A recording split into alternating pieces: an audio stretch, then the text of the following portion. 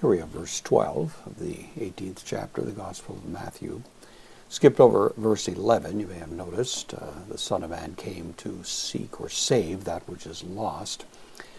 Not in the best manuscripts. It seems to have been pulled in from Luke chapter 19. Certainly nothing wrong with its content, but it apparently was not part of Matthew's original writing, so we pass over that to verse 12. Te, this is the interrogative pronoun. What or how, doke, dokeo, to think, to seem or to appear. Here it has to do with reflecting. And then interesting construction with the dative plural. So what does he think with reference to you? So it's kind of a sort of a odd way of expressing the idea of how do you think about this, but sort of putting it in the third person. Don't exactly have a corresponding way of putting that in English, but that's the idea. It's sort of posing a question as if in a classroom. It's the idea. So what do you think?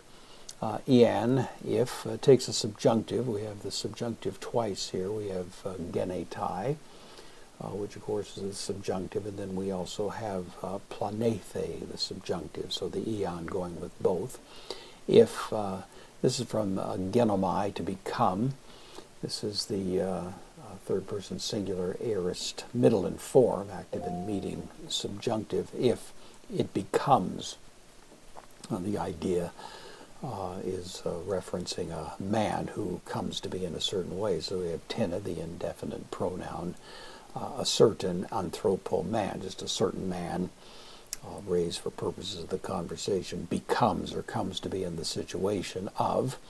And then hekaton, word for 100, adjective, going along with probata, sheep.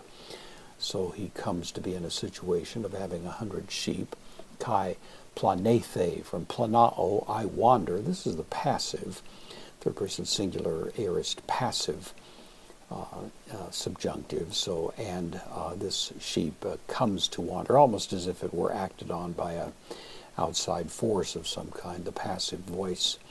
Here he doesn't wander away, active voice, but is wandered away is not real good English, but that's the notion. So this one sheep wanders away. It's hen. Again, one. Adjective, exauton, of them. And then Jesus poses the question, uki, not aphese, from apheme, means to leave. It can mean to forgive, to abandon.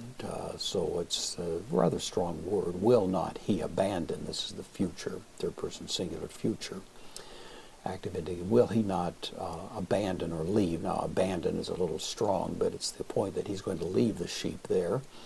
He's going to leave them ta ene nekonta. This is the 99, along with enea. So the 90 and 9, these are going to be left epi, upon, ta ora, plural of mountains, on the mountains. He's going to leave them there, probably in relative safety, but nevertheless he's going to depart from the 90 and 9. Kai paruthes, this is an aorist participle on having gone. Zete, he seeks. He's going to seek to, and then planomenon, the having wandered, the one who has wandered or is wandering, actually, again in the passive voice. So the idea is the shepherd, of course, concerned about the one, is prepared to leave the 90 and 9 behind. It's a lesson, of course, both with respect to the one who is being sought.